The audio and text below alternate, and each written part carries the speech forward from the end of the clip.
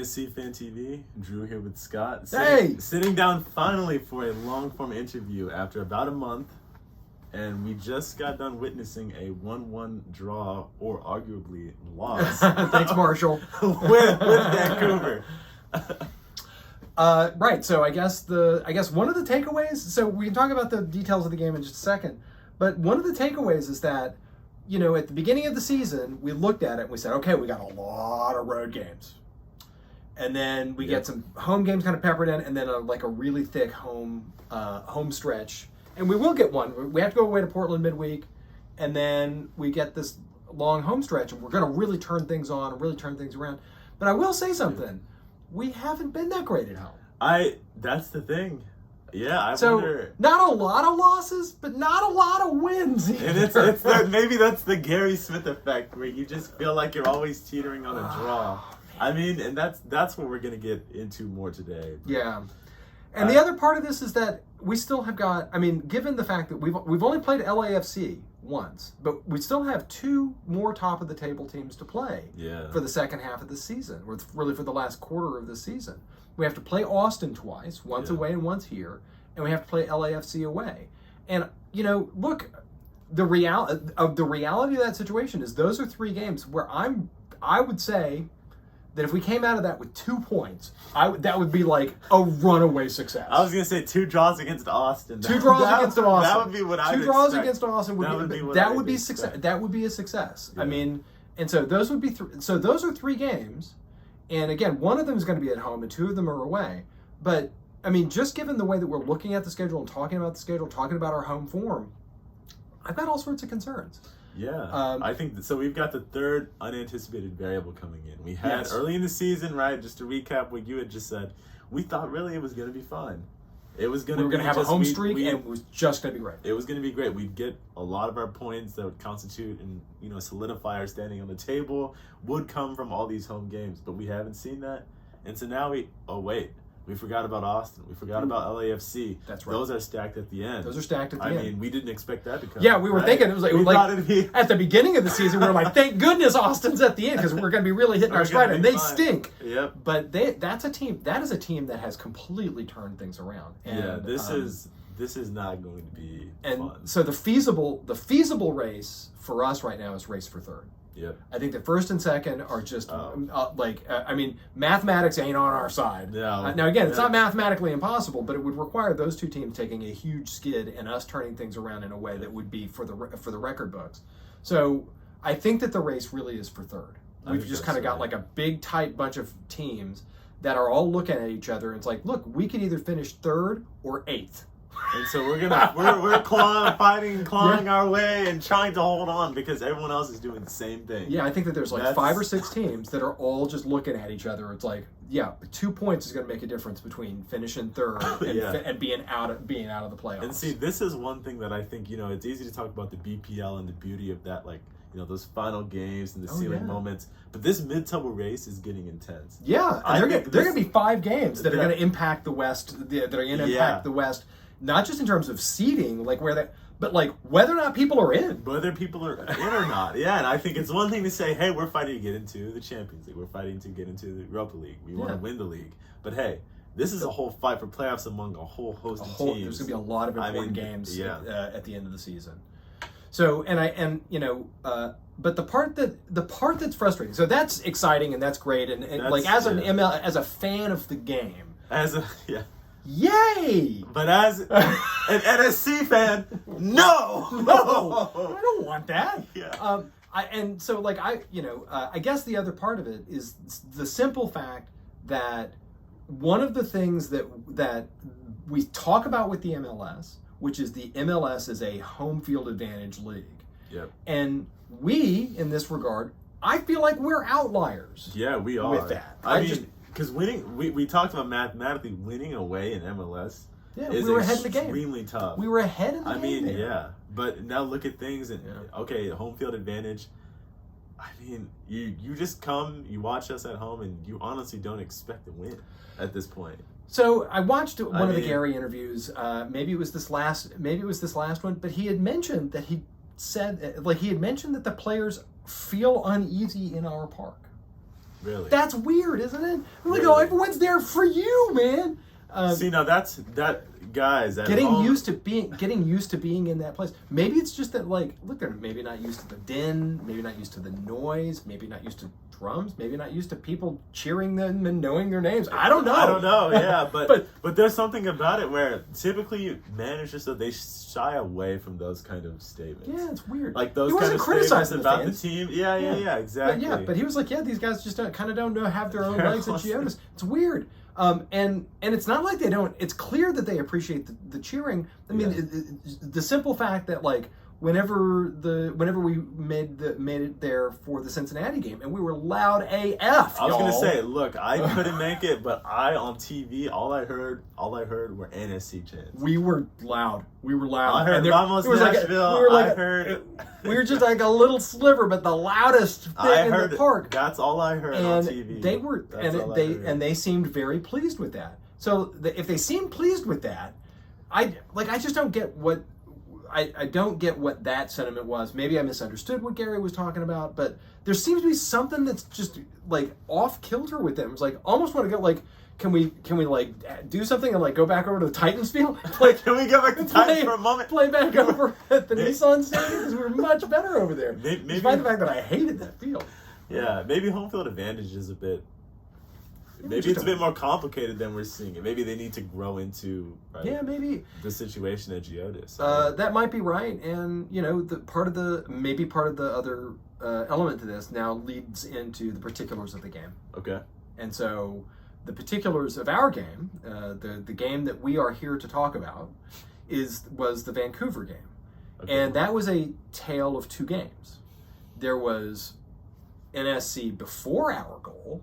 And then we scored, and we were like, "Oh Lord, we're gonna see something good!" And we're gonna actually total up. And like you were talking to me at 70 minutes, Scott turned to me and he said, "Look, Drew, we're hitting Gary time." I said, "What?" He said, "Gary time, the last 20 minutes of like regulation time where we try to total up and things turn around because of a damn set piece." Were we ready? It was a set piece. We weren't ready. No, it was a set piece. We weren't ready. We weren't ready. Set piece and we weren't ready. We weren't ready. I mean, it's another one of those cases where the Gary Smith method actually bit us in the ass. So I will say one thing in our defense. Okay. I think that Zimmerman was significantly pushed on that ball over the top. Okay. And so it looked like two hands, middle of the back. He arches not in the way of like, I've been touched. But like he actually... Someone has made contact with me and now I will be arching my back in a way that attracts attention. He doesn't do that. No. He went just completely flailing, flopping on the ground. Flopping is the wrong word, but falling down because he had been significantly pushed. So I thought that Zimmerman had his eye on the ball, looked like he got pushed. The ball shows up on the backside. Miller wasn't ready, but I think the reason why Miller wasn't ready was because of the fact that Zimmerman looked like he was going to get his head on that ball. But yeah, and then you anticipate things to go a certain way, and I think there was a bit too much criticism of him. I think that was undue of Miller.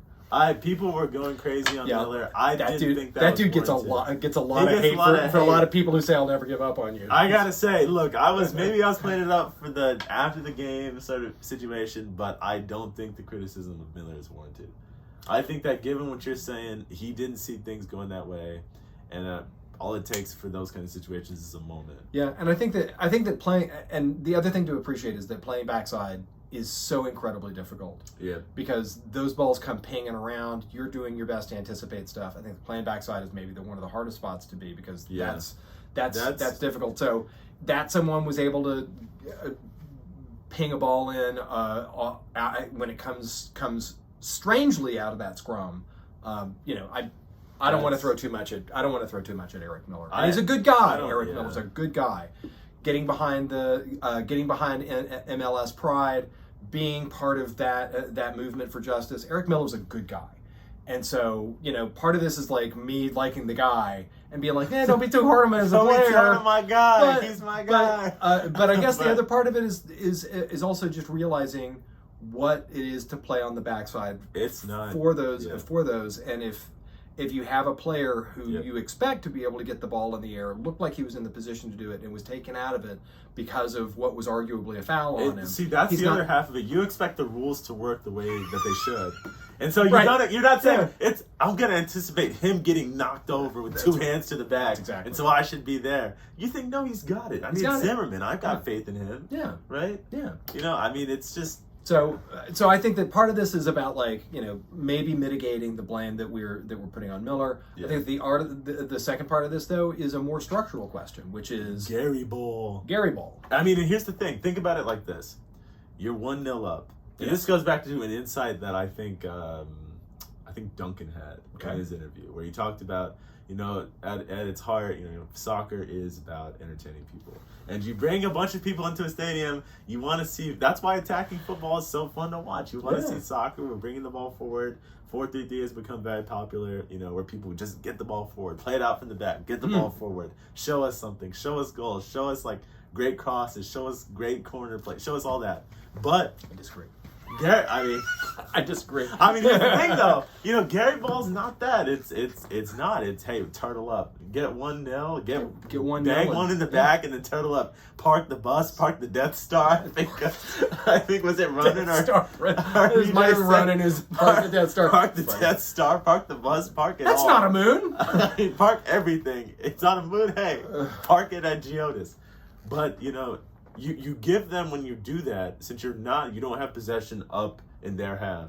Possession is all against us in our half.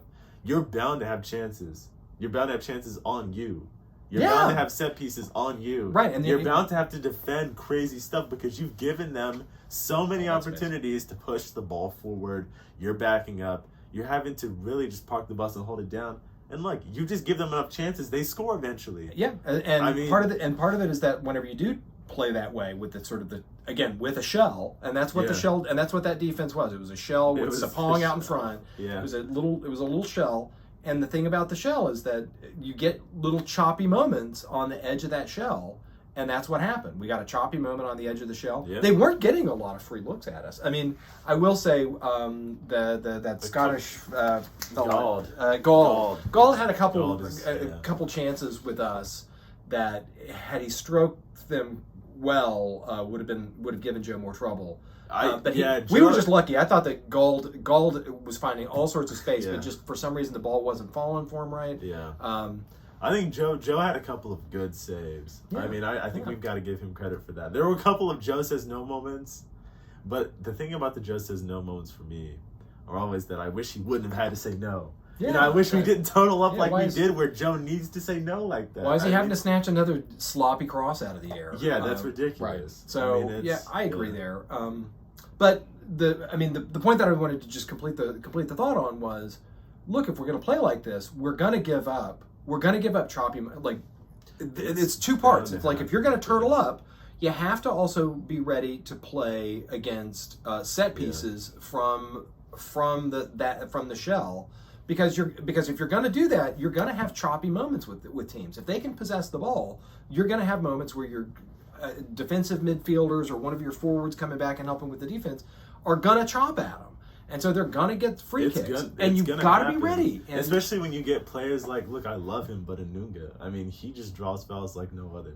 We've got 2 players out for yellow accumulation. It's not for no reason. I mean, William Lovitz, and it's not always their fault. I think refs, honestly... Maybe I'm just biased. Maybe this is the biased NSC show. I don't think those calls always went our way. Yeah. But, they're out on yellow accumulation. We don't have everybody. Yeah. We've got scrappy players. Yellow accumulation happens to everybody. So the good news is that we're going to Portland, and Portland have both Chara and Aspria out on yellow accumulation. I'm fine with that. I just wish Blanco would get some yellows. I don't need to see any of him. But yellow accumulation is just part of the game. We just need to not have we need to not have people out there where we're looking at them and you're like, how many yellows is this guy? Yeah. how many is he carrying? Yeah. Oh man. I mean, it's just something's gonna happen. Like you're saying, you give them that many chances against our shell. something is bound to happen. Yeah, and they're gonna if they get set pieces out there, those are chances, and they're chances that are better than sloppy crosses, better than desperate direct play, better than trying to for a 9 or something like that for them to do some hold up play in front of Zimmerman. I mean, look, it seems to me that if I were them, I'd be like, yeah, let's play on the outside of the shell and get a set piece against these guys. Yeah. But we've got to mention some of the more finer details, though, before we round out. We've got to talk about their 27. Yeah. That guy who was always on that wing as far their position, I think you said it best. It affected the geometry of our play.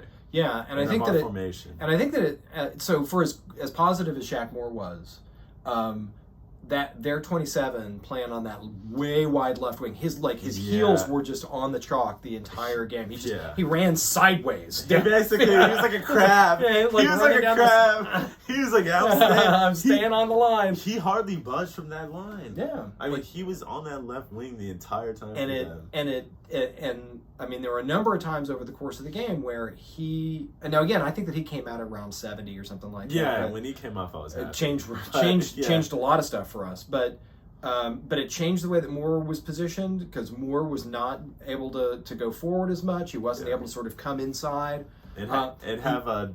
And the other problem was that it was Bunbury who was having to come back and cover for him, and I was like, I don't know I want to see that. I want to see Bunbury just going forward and doing his thing. Davis was dropping back and popping in there for him on occasion, but again, the whole reason for us to have a right back is to have a right back, and sometimes that means that he gets to be part of the offense and that we cover for him, but it also means that we've got somebody who wins duels against talented wingers, which is what set 27 was, and I would have preferred to see Shaq Moore on him than Davis or. I think that's right. Yeah, and then too, I think another thing to mention by way of Shaq Moore is I don't think it hurts our play particularly. We've got a ton of players who are good in the air, like Sapong, Zimmerman, of course, but Shaq Moore is just not good in the air. I think for all the good things that we've seen in him, I think it's something that it's not even maybe it's not even a downside. It's just a fact of him. His presence, but he's just not great in the air, and so that's another thing I'm worried about when it comes to him. We've got somebody who can play. So for our set pieces going forward, we've got someone who can play dedicated defense behind the set piece taker. So that's good. That's good. And same thing for corners, that we've got a dedicated defender who can be back there instead of having to drop a Nunga or someone like that back. But you're right, which is that whenever we're defending the set pieces, I mean, he's just not that tall, and I think it's just It's just a fact of his stature, and it's not necessarily a bad thing because, like you're saying, he can drop back, he can stay back. I think we saw nothing but good play from him. But it's just a fact of his game we'll have to think about. And my hope is that we see 90 from him consistently. Oh yeah, start him and don't start take him. him Start off. him. Start him and let him roll. Yeah. And part of this might just be he's coming off of the off season from Spain, and we're getting him back into this. Maybe it's really hot. He's coming from Spain. So, but hopefully going forward we just see 90 from him, and that's not a part of the defensive rotation that we need to see. Yeah. Now I guess we're going to make one last transition because I want to talk about the Portland game. Okay. So first off, Sebastian Blanco came off of what was arguably a hat trick. Oh yeah. But then it was taken off as an own goal. So we might be facing one of the most informed players in the MLS right now in Blanco at Portland, away, and we're doing our best to right the ship, and they are doing their best to catch back up, because Portland and Seattle are two teams that are sort of, if we're well into the playoff zone again, at least standings wise, points wise, not, but like both Portland and Seattle are chasing that line, and the question is, are they going to overtake us? And so I could just have a question for you. Like I just shake in my boots when I think about Sebastian Blanco, and he looks to be totally in form. Knees not bothering him. He's ready to play. Yeah. What's going to happen? The shell isn't going to work. Okay. The shell isn't going to work. Do we have to? So does that mean that we just attack for 90, or what does it mean? Well, that's exactly it. The shell and the typical Gary Smith response to, if we even get in fun in the game. Yeah. it's not going to be to turtle up. The response can't be that, because if you do that, all you do is give Blanco more chances. And that's absolutely what has to be avoided. I don't want to see him controlling the ball on the outside of our... There's like just no 20, 25 yards out, watching him rotate a ball around. I don't want to see that. Yeah, it's just... that's going to stretch our defense wide. That's going to make them run more than they need to. And, I thought about something. About why Shaq Moore and Bunbury came off. Everyone said, why take them off? Yeah. Maybe here's part of it. And maybe I could be wrong, but let's try to construct an argument for Gary Smith, right? Let's do it. He knows we've got a bunch of games. Some of them are scrummy. Some of them are going to be tough. Portland's going to be particularly difficult. Portland's going to be... Yeah. Right? And so take them off, fight for the draw maybe. Maybe go for the draw away. Those are hard points to win away. Even a point would be, I think, great. A point of Portland would be awesome. I think that'd be great. That'd feel like a draw that's a win, right? We talk about a draw that feels like a loss. That's a draw that feels like a win, because they don't gain ground on us and we get points and we get a point. Yeah. And so save your attacking players. Shaq Moore's basically an attacking player at this point from what we saw from him, right? Yeah. And take them off, and then you know what? We're going to put him in for 90 against Portland. I really like, by the way, I really like seeing Bunbury play. So, big deal Teal scoring again, 2 games, 2 goals. I'll take it. Yeah, so I'm really happy to see him playing where he really belongs, which is on a wing. And letting that stride of his open up, watching him run, watching him get creative, watching him take space instead of like trying to make a space for him in the middle. God, that's what we got him for. Finally, we're going to use him in the way that he's actually supposed to be playing. But I do have a worry about that. I agree with you. However, I think one problem or maybe facet of playing him how he's meant to be is that it stretches his ass thin. Because we saw him coming back for Shaq Moore. I mean, he's having to run all the way down that wing. I mean, so I think his natural position is a winger and to just dominate that wing. But are we going to just keep pulling him back further and further for other players to go forward? Are we going to tell people to be okay? I'm going to have to be okay with someone like Sean Davis, and Davis just needs to accept the fact that if we've got players that are doing that on the right wing, one of our defensive mids need to be okay coming in and playing in that right-ish center back spot. Both Dax and Davis are good at being able to drop back in and do that. And they typically see it too. And they see it, and and they're intuitive, and they're smart guys, and they know how to lead and let people. They also know how to let other folks do their thing. But we as fans have to be okay seeing that and being okay with the danger that exposes us to, which is having a defensive midfielder coming in as a right back or center back in those spots often creates opportunities for their faster players and their more talented offensive players if they get the counters. Yeah, I mean, it opens yourself up. I think it's great because it gives us more chances, but it just means we get opened up sometimes. Yeah, and so, but I'm with you, because I mean, watching Bunbury come back and cover for right back, those times that Moore went forward, those are great, and those create all sorts of crazy geometry for them. But that's a long run for Teal, and he's a runner. But I mean, I'd rather see him going forward and creating other stuff than running back, and because he's going to probably pull. Because whoever has to be in the back like that probably has to lock down that Nisgoda forward of theirs. Opened us up like a can of peaches last time he was here. So not nice. So are we going to see more rigid play? I don't know. Are we going to see less fluid movement from our? That would be an irony. That would be an irony if we got Shaq Moore and then we stiffened up. That would be an irony. But I was going to say, if this is what Gary Ball holds for us, that's what Gary Ball holds. This is what Gary Ball holds for us. I mean, who knows? Will we see another 4-4-2? I think with Shaq Moore, it makes sense to me. I mean, I think either a 4-4-2 or maybe a 3-5-2 or something like that, and have Moore and Lovett sort of playing wingers, and Romney, Mayer, Zimmerman in the back as a back three. I'd be open to seeing that, and that would give Moore the freedom that he would want to be able to sort of be the more attacking player, but come back and help out on defense when things go bad. But I like the 4 in the back. I like us with a 4 in the back. But I mathematically proved to be the best formation in soccer. Arsene Wenger. I don't know, guys. I love watching 4-4-2.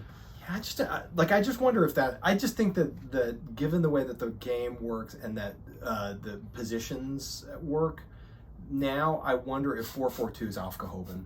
It might be. It might be because I just wonder if it is. It is kaput. It might be.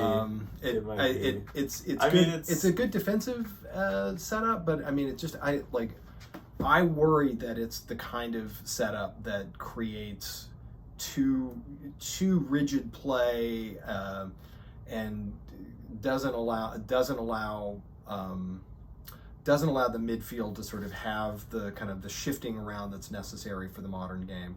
And we do a lot of that. We've got like Leal, who's really pivotal in that bridge between forwards and the midfield. So it may be tough. Yeah, to where does Randall fit in that? And by the way, that's another question. Yeah, where does Randall fit in that?